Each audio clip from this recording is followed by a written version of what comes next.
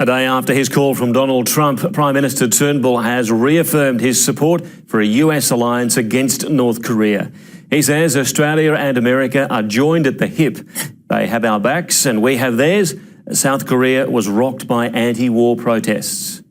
The Korean crisis turns violent. No missiles, just fists. Attempts to boost defences in South Korea sees protesters clash with police. Hundreds demonstrated, 40 were injured over the installation of these. American THAAD anti-missile batteries. Locals say it makes them targets. No doubts, though, about American support from the Australian government. We have America's back. America has our back.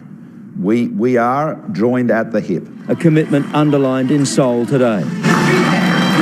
Australia's Defence Minister with the South Korean Prime Minister to headline a regional defence conference. Today's world is in an age of radical uncertainty. Australia leading the condemnation of the North. Responsibility for those increasing tensions in the region sits squarely with Pyongyang, and we cannot allow that sort of brinkmanship to succeed. There are up to 200,000 Australians in the region, like Sydney tourist Jace Gardle, visiting the War Museum while talk of war is everywhere. We have to bring our passport along, and I imagine that there's lots of escape routes and plans for if anything were to happen. The West wants China and Russia to close their borders with North Korea as tightly as South Korea has closed theirs. But President Putin warns if the regime is backed into a corner, it will end in catastrophe.